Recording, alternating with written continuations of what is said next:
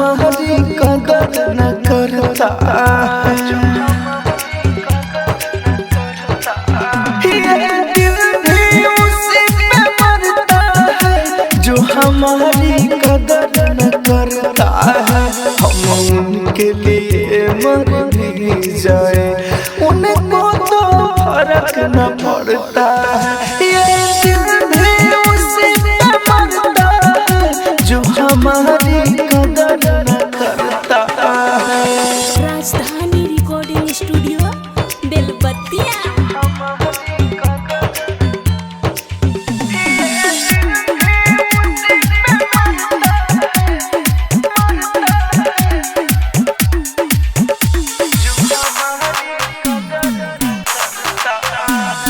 हम हो गए हर किसी का मेरा हुआ न कोई जिसके लिए जाना भूले हमें भूल गया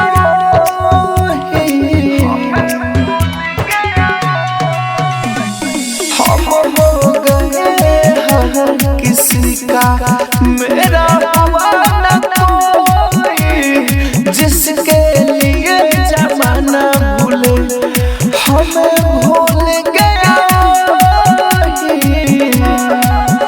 ठोकर खाया है अपनों से सारा सपना आग में जलता है। ये दिल भी उसी पे मरता है जो हमारी कदर न करता है। राजधानी रिकॉर्डिंग स्टूडियो बेलबत्तिया।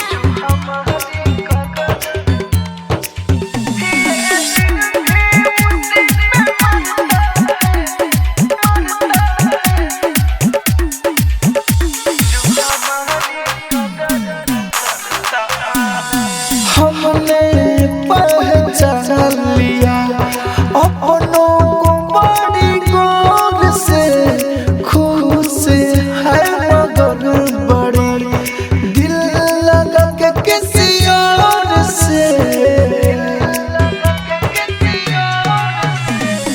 हमने पहचान लिया अपनों को बड़ी गौर से खुश है मगर बड़ी दिल लगा के किसी और से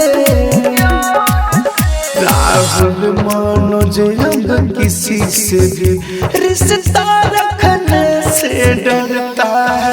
ये दिल भी उसी पे मरता है जो हमारी कदर न करता है।